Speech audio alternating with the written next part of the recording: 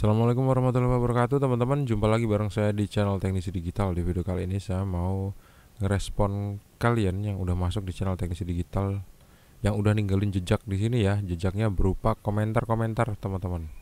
Isi pertanyaan, isi kritik, isi saran, isi macam-macam keluh kesah, curhat dan lain-lain. Tapi yang curhat jarang ya.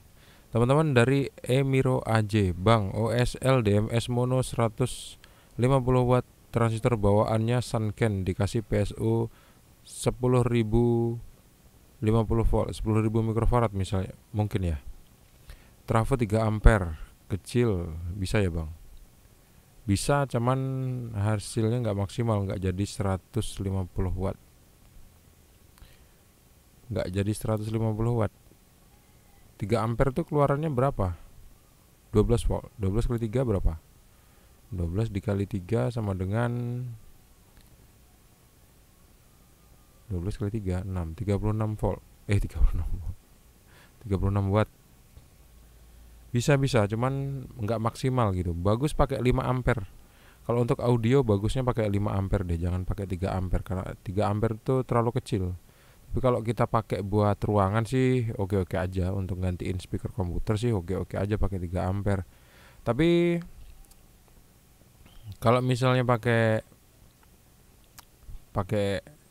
OCL 150 watt, sayang gitu. Pakai 3 ampere, mending pakai 5 ampere deh. Kemudian dari Pica, ini gak usah saya balas lah ya. Ini saya love aja nih biar nggak muncul lagi. Kemudian dari Street Gembel, misi bang, kalau kipas angin mas pion remote. Misi bang, kalau kipas angin mas pion remote bisa nggak kalau tanpa kapasitor? Mohon penjelasannya bang. Bisa iya, bisa nggak? Penjelasannya seperti ini. Kalau misalnya kipas angin mas pion itu dari pabrik memang udah disetting menggunakan kapasitor, kalau misalnya kamu nggak pasang kapasitor dia nggak bakal mau aktif atau nggak bakal mau bekerja, nggak bakal mau hidup. Tapi kalau misalnya dari pabrik kipas angin mas pion yang kamu punya itu memang disetting, didesain nggak menggunakan kapasitor, itu baru bisa tanpa kapasitor. Tapi kalau misalnya kipas angin kamu dari pabriknya udah disetting menggunakan kapasitor, sedangkan bakal kamu ganti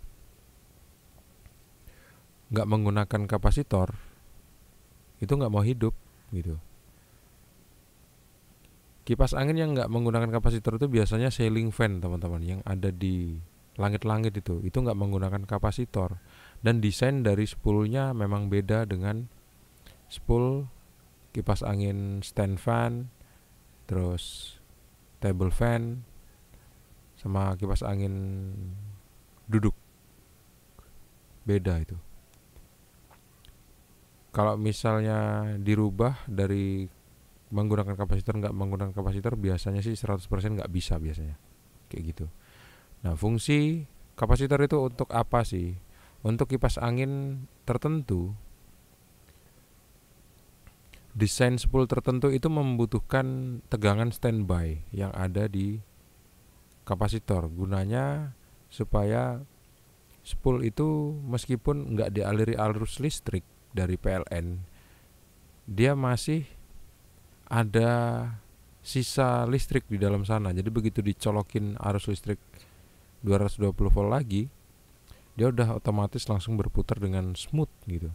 Tapi kalau misalnya enggak ada tegangan di spoolnya atau di kapasitornya, dia nggak mau muter kecuali kita pancing dulu kayak gitu.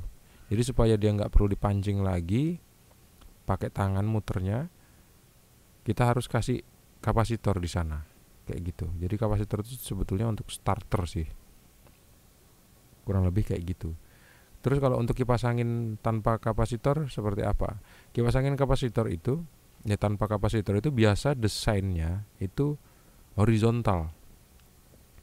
Kipas angin yang berputarnya itu vertikal seperti kipas angin stand fan itu rata-rata menggunakan kapasitor, hampir 100% menggunakan kapasitor yang berputarnya vertikal ya. Tapi kalau yang berputarnya horizontal seperti ceiling fan yang ada di atap di langit-langit itu, di asbes, di gipsum, nah itu tanpa menggunakan kapasitor karena dia berputarnya tuh horizontal. Mungkin ada tambahan tenaga dari gravitasi, bisa jadi seperti itu, makanya nggak menggunakan kapasitor dan nggak menggunakan tegangan standby yang ada di dalam sana, yang ada dalam spoolnya gitu. Tapi begitu dimasukin dengan desain spool tertentu, begitu dimasukin arus listrik, dia udah otomatis start dengan smooth kayak gitu. Itu ya penjelasannya untuk street gembel.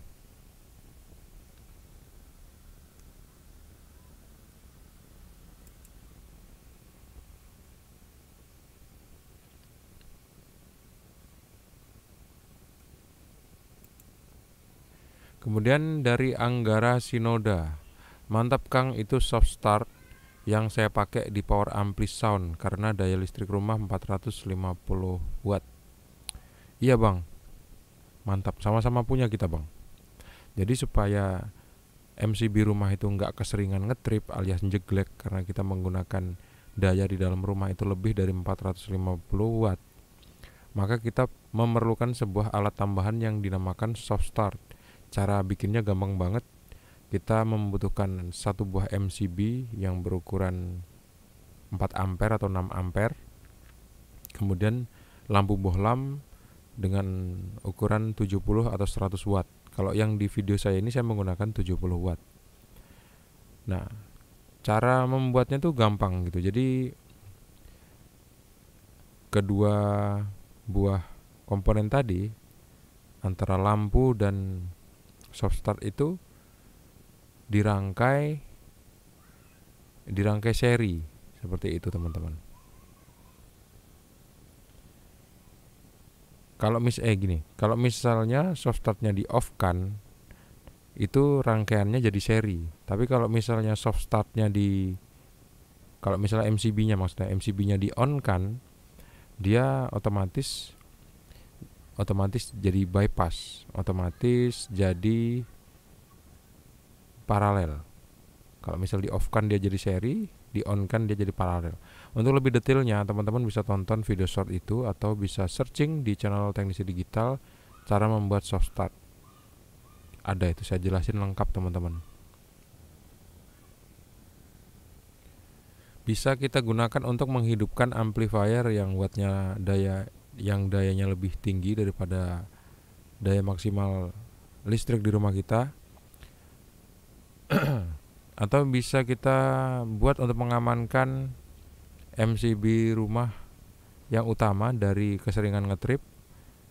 Kalau misalnya kita sering melakukan eksperimen di dalam rumah, jadi kalau misalnya ada korslet itu cuman MCB yang kita buat itu, yang kita rangkai kemudian kita namakan sebagai soft start. Kita namakan dengan soft start.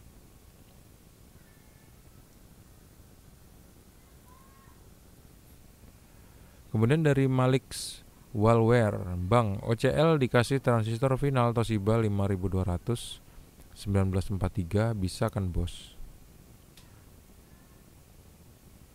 TG lama saya pakai jengkol. Transistor kali ya. Transistor lama saya pakai jengkol ST soalnya. Apa ya? Saya nggak paham nih. TG sama ST nih yang saya nggak paham. Kalau untuk kombinasi antara dua buah transistor penguat akhir itu saya kurang paham. Tipe-tipe berapa aja yang cocok. Tapi biasanya kalau untuk cocok atau nggak cocoknya itu, kalau misalnya nggak cocok biasanya kita salah set antara satu transistor dengan transistor yang lain. Ini kan transistornya satu set itu kan dua ya, yang satu NPN, yang satu PNP.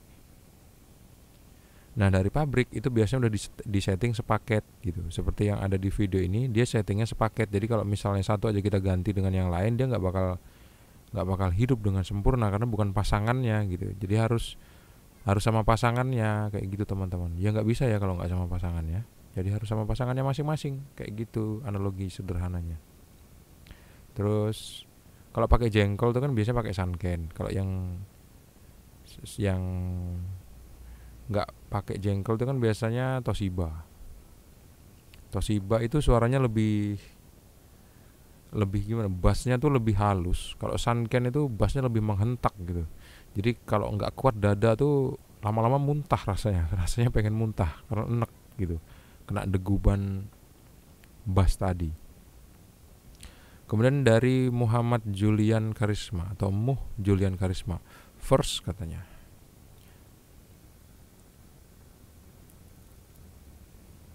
Kemudian dari Navi 301, nggak ada pengaruh di dalam selongsong bang, tapi itu setelan gantungan tali rem udah kendor, jadi posisi rem tetap nempel di bagian puli. Coba dikencangkan lagi tali rem, pasti mau hidup. Nggak ada pengaruh sih. Justru karena ada pengaruh makanya saya buat video ini, saya tunjukin. Kalau misalnya memang nggak ada pengaruh, mungkin kasus yang kamu kerjakan itu beda dengan kasus yang ini, kayak gitu penjelasannya. Jadi sebetulnya kalimat yang dikeluarin ini nggak menyanggahnya tuh salah gitu, menyanggahnya salah, menyanggah. Ini topik yang lain yang kamu bicarakan, ini bukan topik yang sedang aku bicarakan. Yang aku bicarain, mesin cuci pengering tidak berputar itu bisa terjadi salah satunya karena tali remnya udah putus atau tali remnya kendor gitu. Kok nggak ngaruh? Ya ngaruh dong, tali rem kendor apa nggak kendornya itu. Di situ salahnya argumen kamu ini, meskipun kamu pengen nunjukin contoh yang lain kenapa mesin pengering itu nggak berputar. Tapi ya nggak apa-apa deh, belajar lagi ya. Ini udah pekerjaan saya tiap hari. Ya sama, ini pekerjaan saya juga.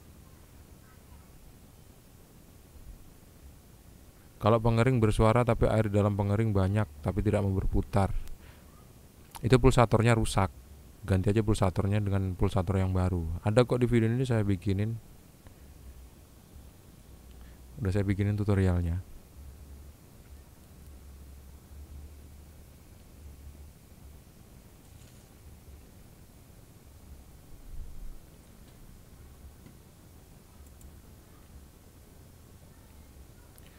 Beberapa komentar lagi deh ya teman-teman. Mana tadi? Mana tadi? Ini dia. Dari Grombyang Aquaman. Penguat signal itu masuk di inputnya apa gimana? Iya, penguat signal mikrofon dynamic.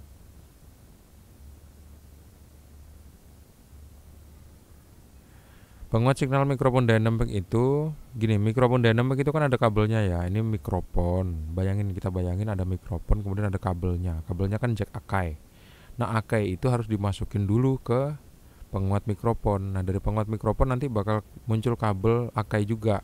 Dan kemudian kabel Akai yang dari penguat mikrofon itu dimasukinlah ke audio mixer. Seperti itu.